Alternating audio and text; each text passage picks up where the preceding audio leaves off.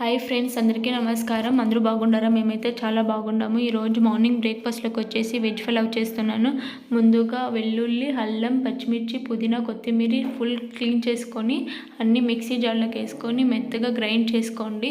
Water వేసుకోకుండా బాగుంటుంది. తర్వాత వచ్చేసి మనము ఇలా గ్రైండ్ చేసుకోవాలి. తర్వాత వచ్చేసి బీన్స్, నవ్వుకోలు, ఆలు, బఠానీ, క్యారెట్ ఇలా చిన్నగా కట్ చేసి పెట్టుకోండి. తర్వాత వచ్చేసి ఆనియన్, టమాటో కట్ చేసి పెట్టుకోండి.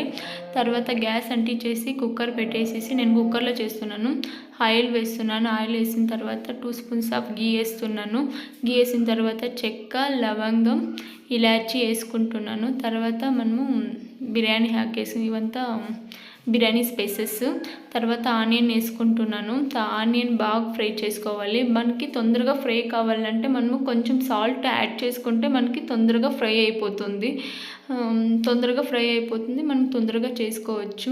తర్వాత వచ్చేసి చూడండి, ఫ్రై అయిన తర్వాత నేను అన్ని వెజిటేబుల్స్ వేసేస్తున్నాను. అన్ని వెజిటేబుల్స్ వేసేసి బాగా మిక్స్ చేసుకోవాలి. బాగా మిక్స్ చేసుకున్న తర్వాత మనకు వచ్చేసి ఇది వెజిటేబుల్స్ చాలా బాగుంటుంది.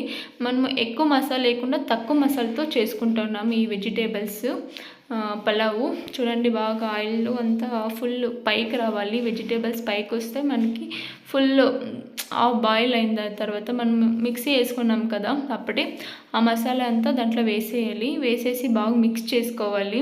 బాగా మిక్స్ చేసిన తర్వాత మనము ఫస్ట్ టైం కొంచెం ఉప్పు యాడ్ చేసి ఉంటాము. తర్వాత మనకి టేస్ట్కి ఎంత కావాలో అంత వేసుకొని బాగా మిక్స్ చేసుకోవాలి. చూడండి, బాగా కలపాలి.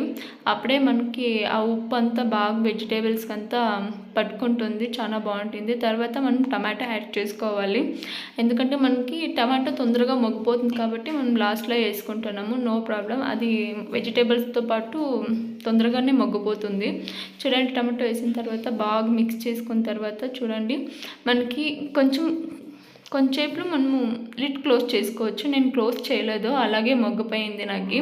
తర్వాత కొంచెం ధనియా పౌడరు, కొంచెం బిర్యానీ మసాలా, ఎందుకంటే కొంచెం టేస్ట్ కోసం అంతే. నేను ఎక్కువ వేయలేదు, కొంచెమే వేసాను. చాలా బాగుంటుంది. ఇది వచ్చేసేసి కర్రీలకైతే చాలా బాగుంటుంది. Chicken curry, mutton curry, raita, chutney, మళ్ళీ వచ్చేసి వెజ్ కుర్మా చాలా బాగుంటుంది. ఎందుకంటే మనం ఎక్కువ మసాలా యూజ్ చేయలేదు, కొంచెమే మసాలా యూజ్ చేసాము, అందుకే చాలా బాగుంటుంది.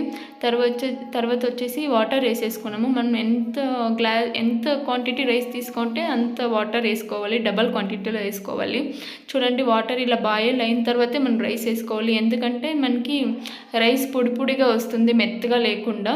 చూడండి, రైస్ అంతా వేసేసిన తర్వాత ఒకసారి బాగా మిక్స్ చేసుకొని టేస్ట్ చూడండి, ఉప్పు కరెక్ట్గా సరిపోయిందా లేదా అని చెక్ చేసిన తర్వాత మనము లిడ్ క్లోజ్ చేసుకునేద్దాము.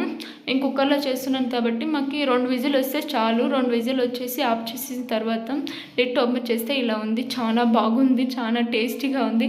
మా ఆయనకైతే ఇలా సింపుల్గానే ఉంటేనే వాళ్ళకి నచ్చుతుంది. ఓకే ఫ్రెండ్స్, బాగా ఇష్టమైతే లైక్ చేయండి, షేర్ చేయండి, సబ్స్క్రైబ్ చేయండి. అండ్